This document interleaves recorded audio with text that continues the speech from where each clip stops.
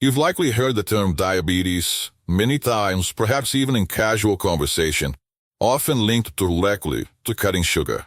But have you ever truly paused to consider the intricate, systemic reality of this condition?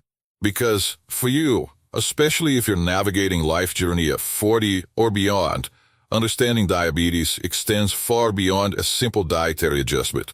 What we aim to uncover today is a technically rigorous examination designed to empower you with the scientific clarity often missed in general discussions. Let's begin by deconstructing the fundamental biological mechanisms at play. You see, diabetes isn't a monolithic entity. It primarily manifests in two distinct forms, each with its own unique pathogenesis. First, there's type 1 diabetes. Here, the narrative is one of autoimmune assault. Your own immune system, designed to protect you from foreign invaders, mistakenly identifies the insulin-producing beta cells within your pancreatic islets as a threat. Imagine your body's highly sophisticated defense system, in a profound case of mistaken identity, systematically dismantling the very cells crucial for life. These beta cells are the sole producers of insulin, a peptide hormone fundamentally responsible for regulating carbohydrate and fat metabolism in the body. Without insulin, your cells cannot effectively absorb glucose from your bloodstream, leading to its dangerous accumulation. This is an absolute deficiency, a complete cessation of insulin production. Then, we turn our attention to type 2 diabetes, a far more prevalent condition, particularly relevant as we age. For you, the core issue here isn't typically a lack of insulin production initially, but rather a phenomenon known as insulin resistance. Consider insulin as a molecular key and your cells as microscopic doors. In a healthy individual, insulin unlocks these doors, allowing glucose, your body's primary energy source, to enter and fuel cellular processes. With insulin resistance, however, those cellular doors become stubbornly unresponsive to the key. They might still acknowledge its presence, but the mechanism for entry is impaired. Your pancreas, sensing the elevated blood glucose, works overtime, producing increasing amount of insulin to try and overcome this resistance. It's like having to jiggle a key harder and harder, or even using multiple keys just to get a door to open. Initially, this compensatory hyperinsulinemia might keep blood glucose levels within a normal range.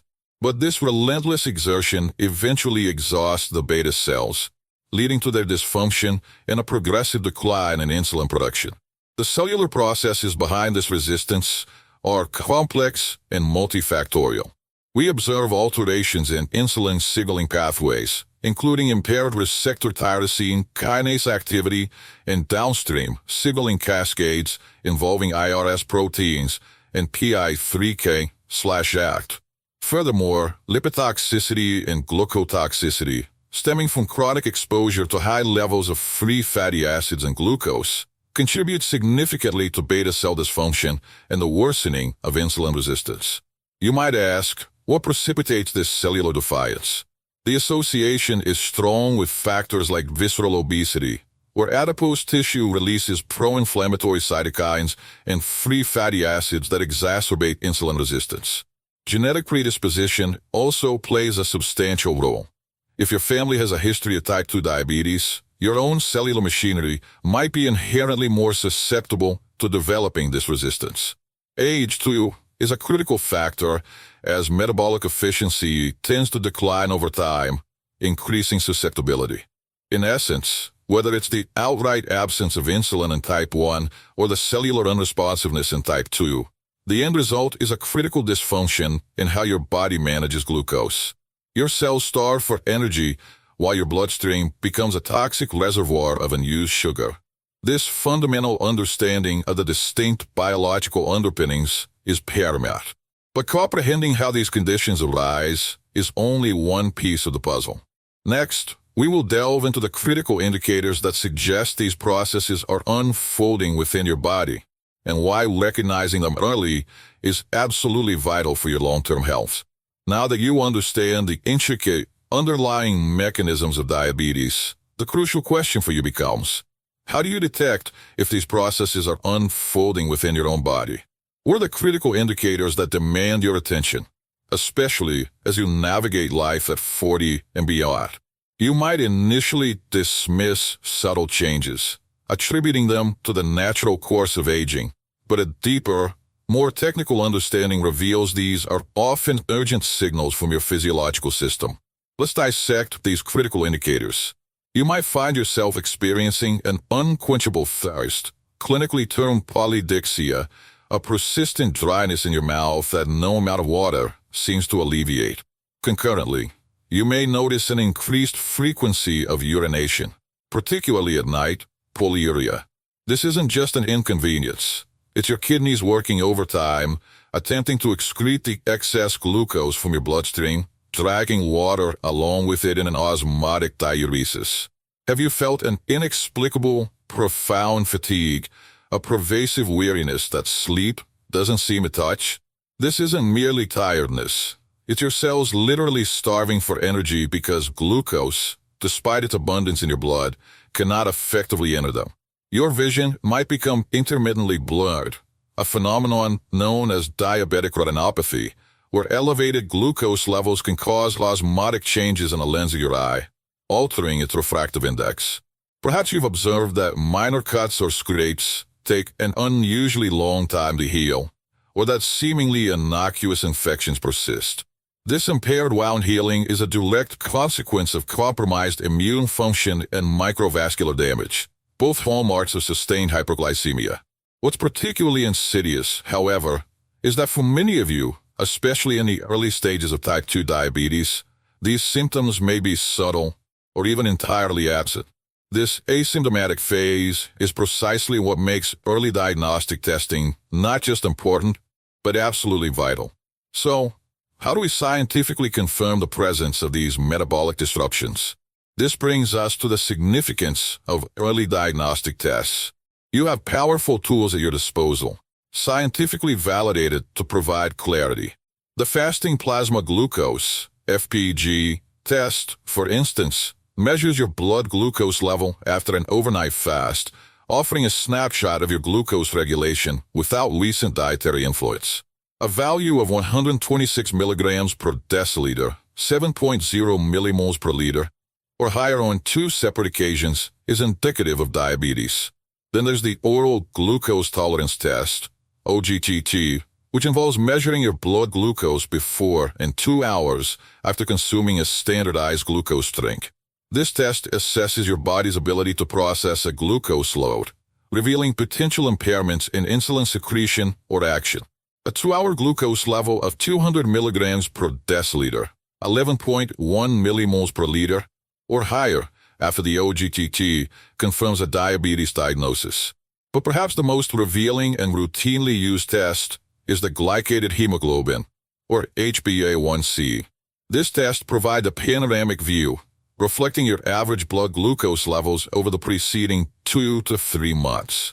How does it achieve this? When glucose is abundant in your bloodstream, it non-enzymatically attaches to hemoglobin molecules within your red blood cells, a process called glycation. Since red blood cells have a lifespan of approximately 120 days, the percentage of glycated hemoglobin directly correlates with your average blood glucose during that period. An HbA1c level of 6.5% or higher is diagnostic for diabetes. For you, understanding these diagnostic criteria isn't just academic.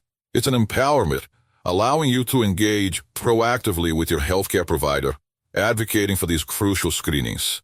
Because detecting these issues early, even when you feel perfectly fine, is your best defense against the silent, cascading effects of uncontrolled glucose. And what are these cascading effects? Imagine a slow, relentless assault on the most delicate and vital systems in your body. Prolonged hyperglycemia initiates a complex cascade of biochemical pathways, including the formation of advanced glycation end products, AGEs, activation of protein kinase C pathways, and increased oxidative stress. These molecular events lead to endothelial dysfunction and structural damage to both microvascular and macrovascular tissues. Consider your renal health. Uncontrolled glucose can lead to diabetic nephropathy, With the delicate filtering units in your kidneys, the glomeruli, become progressively damaged. Over time, this can impair kidney function, potentially leading to chronic kidney disease and, in severe cases, requiring dialysis or kidney transplantation. Think about your ocular health. Diabetic retinopathy involves damage to the tiny blood vessels in your retina, leading to vision impairment, and if left untreated, even blindness. You might experience floaters, blurred vision, or even sudden vision loss, all stemming from this microvascular compromise. Beyond these microvascular complications, the impact extends to your macrovascular system, fundamentally altering your cardiovascular health. Diabetes significantly accelerates atherosclerosis, the hardening and narrowing of your arteries. This makes you substantially more susceptible to myocardial infarctions, heart attacks, and cerebrovascular accidents, strokes. It also increases your risk for peripheral artery disease, affecting blood flow to your limbs, which can lead to severe complications. For you, the takeaway is critical. These are not isolated issues. They are interconnected consequences of a metabolic system operating under severe strain. Understanding this intricate web of potential damage is essential, not to instill fear, but to underscore the profound importance of proactive management. But how do we manage such a complex systemic condition? And can we prevent it from taking hold in the first place? That is what we will explore next, as we turn our attention to the personalized treatment approaches and essential preventive strategies available to you. Now that we have meticulously detailed the intricate mechanisms of diabetes and the critical indicators that demand your attention, your next crucial question undoubtedly is, how do we effectively manage such a complex systemic condition? And perhaps even more importantly, for those without a diagnosis, how can you actively prevent its onset, particularly type 2 diabetes, which is so prevalent in your demographic? You see, understanding the problem is the first step. Taking control through targeted interventions is the empowering next. Let's dissect the treatment approaches, which are as varied as the manifestations of the disease itself. For those of you living with type 1 diabetes, the strategy is one of essential replacement. Your body, as we discussed, no longer produces insulin due to an autoimmune assault on your beta cells. Therefore, exogenous insulin therapy is not just a treatment. It is a life-sustaining necessity. You administer insulin, either through multiple daily injections or via an insulin pump, to meticulously regulate your blood glucose levels. This requires a profound understanding of carbohydrate counting, precise dosage adjustments based on your dietary intake and physical activity, and continuous glucose monitoring. It's an intricate dance where you become the maestro, orchestrating the exact amount of insulin your body requires to function optimally, ensuring glucose can enter your cells and provide the energy they so desperately need. For you, however, particularly if you are in the 40-plus age bracket, type 2 diabetes presents a different, often more nuanced, therapeutic pathway. Here, the initial focus frequently shifts to profound lifestyle modifications. You might think this simply means eating less sugar, but it encompasses a far more comprehensive, scientifically grounded approach. Consider your dietary intake. It's about adopting a balanced, nutrient-dense eating pattern. This involves understanding macronutrient distribution, prioritizing whole, unprocessed foods, incorporating sufficient fiber to modulate glucose absorption, and making informed choices about carbohydrate sources, favoring those with a lower glycemic index. It's not about deprivation, but about intelligent nourishment that supports your metabolic health. Concurrently, regular physical activity is paramount. When you engage in exercise, your muscles become more sensitive to insulin, effectively opening those cellular doors wider to glucose, even if your body's intrinsic insulin production or sensitivity is impaired.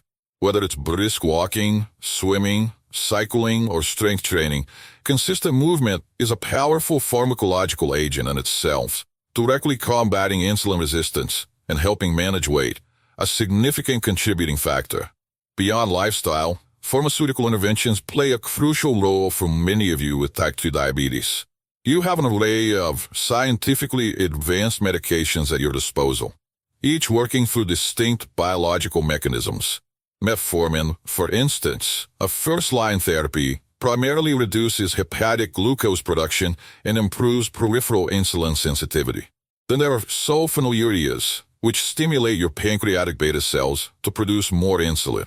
More recently, we've seen the advent of GLP-1 receptor agonists, which enhance glucose-dependent insulin secretion, suppress glucagon release, and slow gastric emptying, contributing to weight loss and improved glycemic control. SGLT2 inhibitors offer another mechanism, promoting glucose excretion via the kidneys. And for some, when oral medications are no longer sufficient to maintain glycemic targets, or in specific clinical scenarios, insulin therapy may also become a necessary component of your type 2 management plan. The choice of medication, or combination thereof, is always a personalized decision, based on your specific clinical profile, comorbidities, and glycemic targets, developed in close consultation with your healthcare provider. Now, let's turn our attention to an equally vital aspect: prevention, particularly for type 2 diabetes. You possess the power to significantly reduce your risk, even if you have a genetic predisposition. The pillars of prevention mirror the foundational lifestyle interventions for treatment. Maintaining a healthy body weight through balanced nutrition and regular physical activity is paramount. Excess adipose tissue, especially visceral fat, is a key driver of insulin resistance. Avoiding the excessive consumption of highly processed foods and sugary beverages is not merely a recommendation. It's a scientific imperative to mitigate the constant demand placed on your insulin-producing cells. Furthermore, managing chronic stress, which can elevate cortisol levels and subsequently impact glucose metabolism, is an often underestimated preventive strategy. You might ask, but how do I know if I'm at risk, or if these silent processes are already beginning? This underscores the absolute necessity of regular medical checkups and proactive screening. Consistent dialogue with your physician, advocating for those fasting glucose and HbA1c tests, allows for the earliest possible detection of prediabetes or nascent type 2 diabetes, providing a critical window for intervention before irreversible damage occurs. In essence, whether you're managing an existing diagnosis or actively working to prevent one, you are not a passive observer in this journey.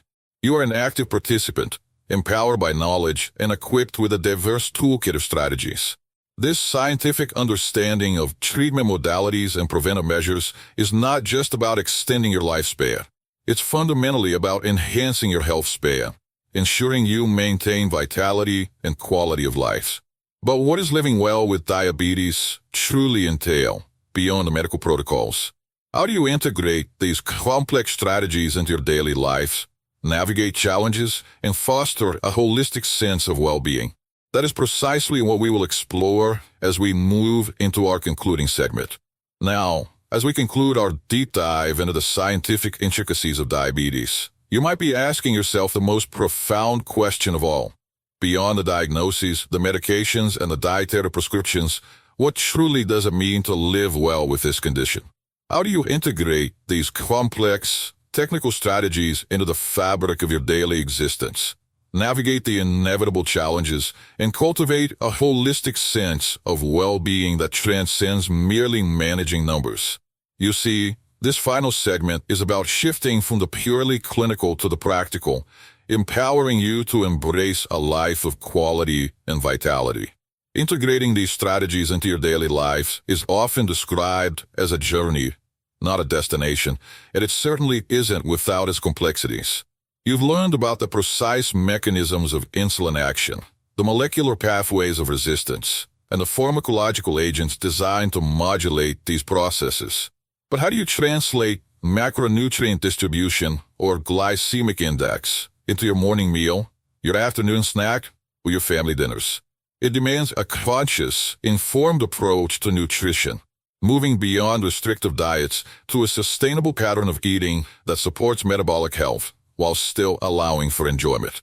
This involves understanding food labels, planning meals, and, perhaps most critically, developing a healthy relationship with food that is neither punitive nor permissive. Have you considered consulting with a registered dietitian specializing in diabetes?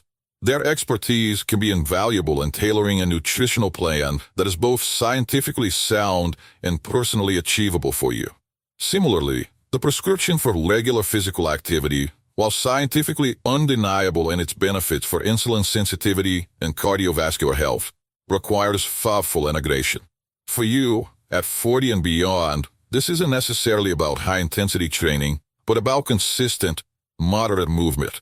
Perhaps it's a daily brisk walk, incorporating resistance training to build muscle mass, which enhances glucose uptake, or finding an activity you genuinely enjoy, such as swimming or cycling. The key lies in sustainability and progression. What might seem like a small, incremental change, a 15-minute walk after dinner, can over time yield significant physiological benefits. You might even find that engaging in physical activity becomes a powerful stress reliever, offering a dual benefit to your physical and mental health. Beyond the physical, let's address the profound importance of your mental and emotional well-being. Living with diabetes, or even the persistent awareness of your risk, can be a significant psychological burden. You might experience what is clinically recognized as diabetes distress or burnout, a state of overwhelm from the constant self-monitoring, decision-making, and fear of complications. This isn't a sign of weakness. It's a natural response to a demanding chronic condition. How do you combat this? Firstly, acknowledge these feelings. Secondly, cultivate robust support systems. This might involve openly discussing your journey with trusted family members or friends, joining a diabetes support group, or shared experiences foster understanding and resilience, or seeking professional psychological support.